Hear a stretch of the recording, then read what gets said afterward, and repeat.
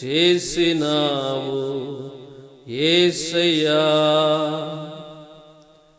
ప్రియమైన దేవుని బిడ్డలారా, ఒక లేఖన భాగాన్ని చదువుకుందాము. కొన్ని మాటలైతే ధ్యానం చేద్దాం. ధ్యానం చేసి మనము వర్తమానంలోనికి వెళ్దాం. ముందుగా మీకు అందరికీ మహోన్నతమైన దేవుని కృప మీకు తోడై ఉండునుగాక.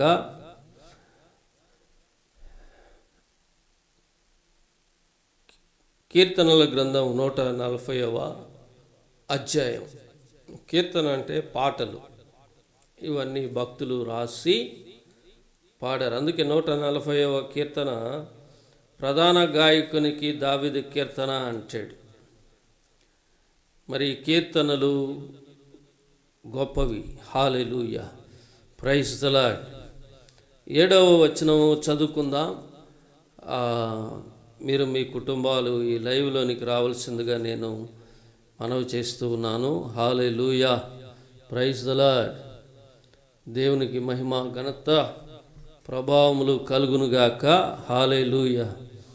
ఈ 140వ కీర్తన 7వ చరణాన్ని నేను చదువుతూ ఉన్నాను.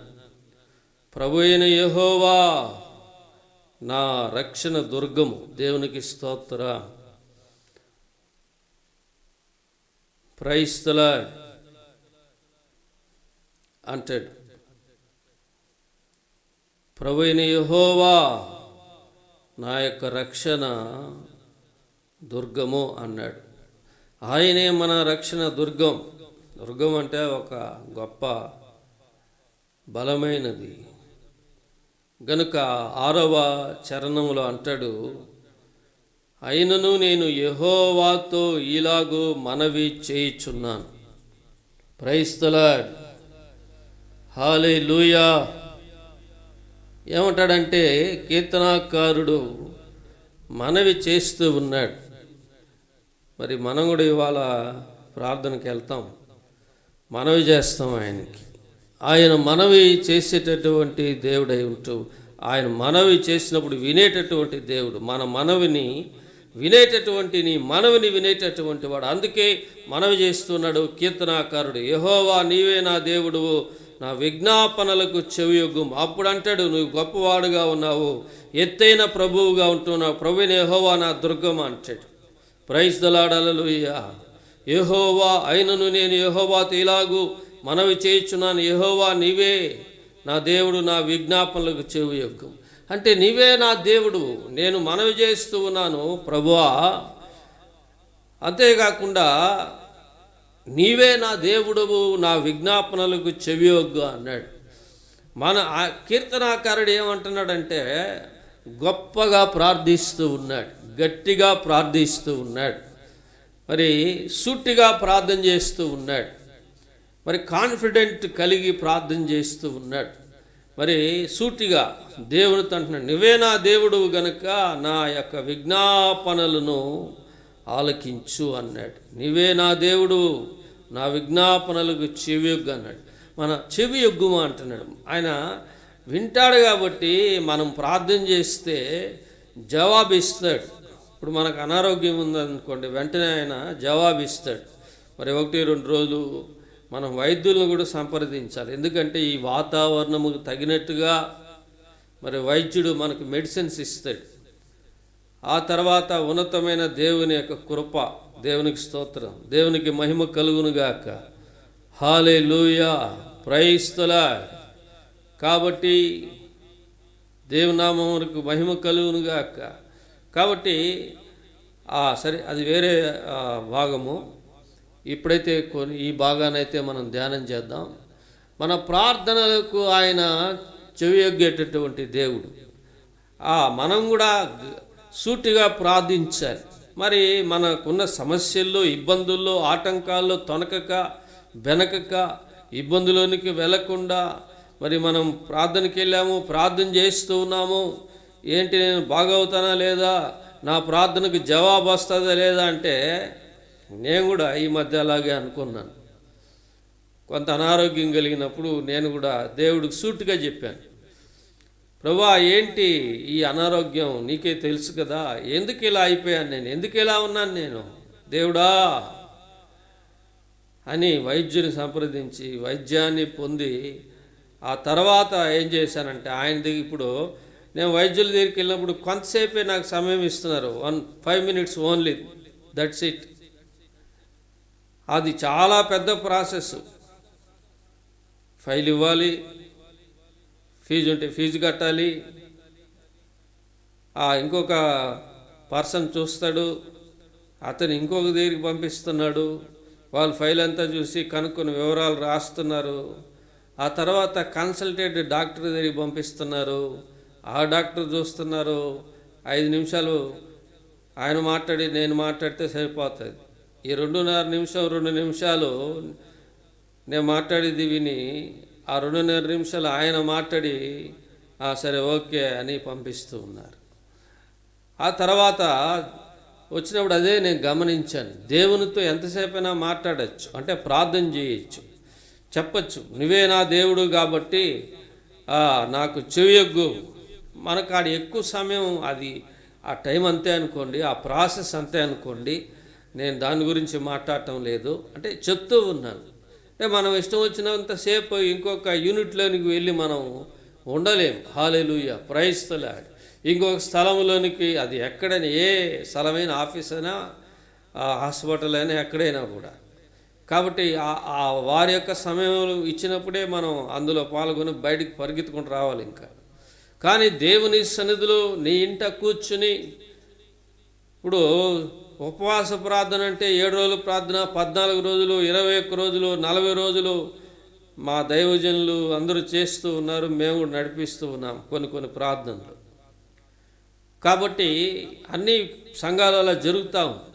కాబట్టి 3 రోజులు ప్రార్థన, 2 రోజులు ప్రార్థనకు మనం వెళ్తే ఎంతసేపైనా ప్రార్థన చేయొచ్చు.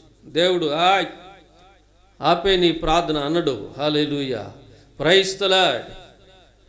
మనం ఎంతసేపు చెప్పినా ఆయనకి ఇనే పని. ఎందుకంటే ఆయన అడుగుడి మీకు ఇవ్వబడును అన్నాడు, తట్టుడి మీకు తీయబడును, అడుగు ప్రతివాడు పొందును అన్నాడు.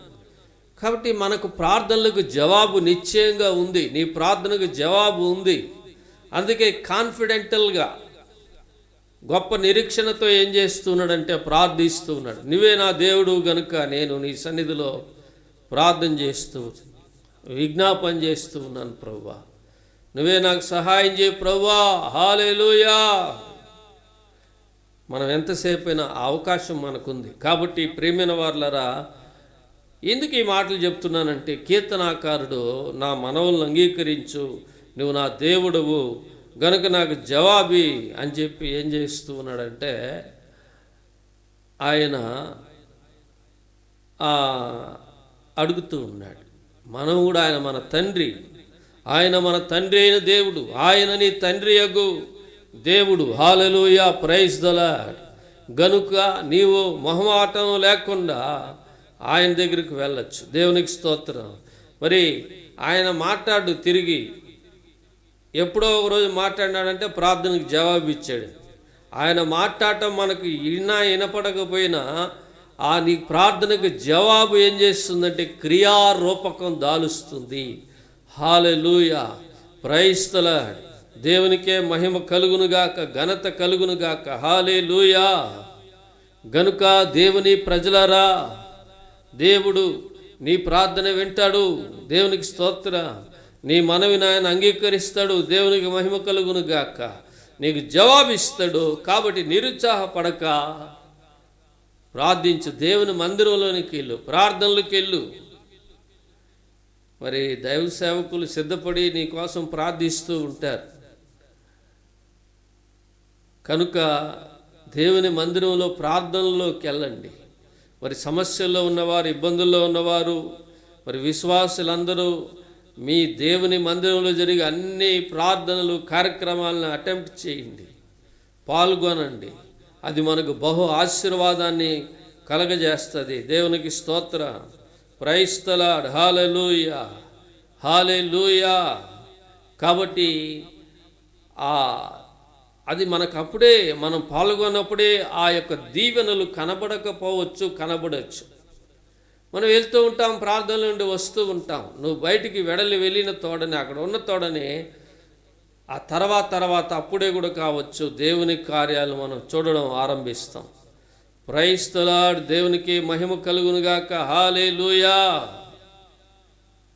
హల్లెలూయా, స్తోత్రం. కాబట్టి ప్రియమైన వారలారా, ఈ దినాన సమస్యల్లో, ఇబ్బందుల్లో ఉన్నావా, ఆటంకాల్లో ఉన్నావా, దేవుని దగ్గరికి రా, దేవుని మాటలను. ఆయన జంకద్దు, భయపడవద్దు, ఆందోళనలో ఉండొద్దు, నిరుత్సాహపడద్దు. నాకు కూడా ఒక అవసరం ఉంది, నేను కూడా ప్రార్థిస్తున్నాను అలాగనే. నువ్వు ఎలాగనో నేను కూడా నేను కూడా అలాగనే.